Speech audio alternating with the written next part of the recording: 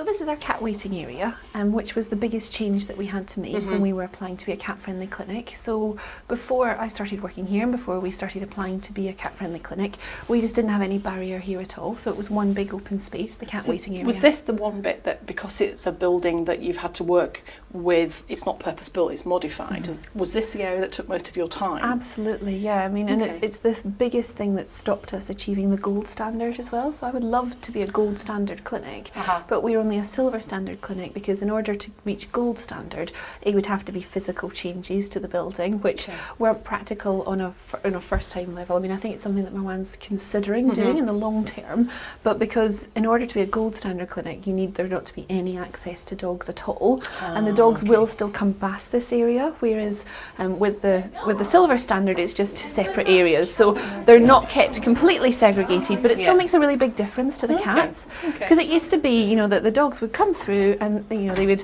sniff the cats, and it's surprising how many people think that seems quite funny, you know, oh, you know, he wants to make friends with the cat, and obviously but the cat doesn't, used to that, cat doesn't really want to make friends with them. So we have the barrier, and the other big thing is having the little tables as well, because it means that so they can put the baskets on. That's right, yeah, because cats feel so much safer when they're up high compared to on the floor. You know, if you let a cat go in a room, they're either going to try and hide in a box, which they're already in, or they're going to try and climb up high to see what's going on. So those are deliberately there for the cats to be placed on? Yes. Okay, cool. The two reasons we can't be gold is because you need separate cat waiting areas, like basically different. You have to not have dogs coming past. So basically, dogs will come out that door, dogs will go into those consult rooms. You need to have a totally separate pathway for dogs and cats. The other thing is that you need huge kennels. Like huge kennels, like cattery. So to get the silver then, the modification that you made here is two or three really simple, the barrier and the little chairs. And the little chairs. So talk me through the barrier solution. Well, basically, because we have quite a large waiting area, we were able to put this barrier across. When we first started, we experimented with other things. So we didn't originally have this. We used a food stand that we already had. I don't know if you remember. And we had a little leaflet stand, and then we had like a children's easel. And that would be enough to get the silver. Absolutely.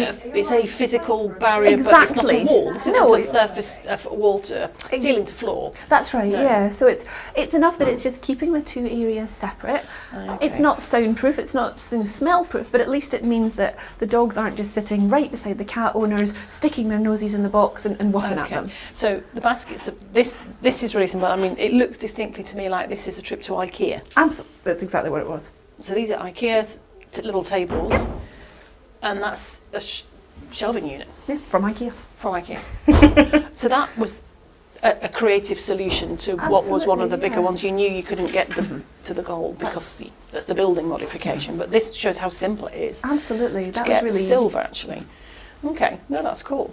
And how have the people with cats found it? How do they know that it's here is the next question. Well, we did find that it was surprising that, you know, people weren't, you know, automatically seeing it. So we started off just by putting some posters on the walls. Poster on the wall. Yeah, so we started off with a poster on the wall. People weren't seeing that, so then we got these floor stickers put with the little paw prints to make people walk around. It's still not 100%, so it's surprising that sometimes people will still walk into an open, you know, that there'll be no one else there here at all. They'll walk in and they'll still, with their cat, go and sit on the other side. And it doesn't matter that much if there's no one else here. But if a dog were to come in, then you've at least got somewhere where they can come. So we do tend to say to people, you know, do you know that we've got our cat waiting area around here? Right. And then of course the other thing is persuading dog owners not to come into the cat waiting area. And it's not 100%. You know, sometimes we have a waiting room that's got 10 dogs in it and no cats, and it's very hard to justify, you know, making people stand. But we try quite hard, and people are pretty understanding about it. So from what was a very large area, now there's a little kind of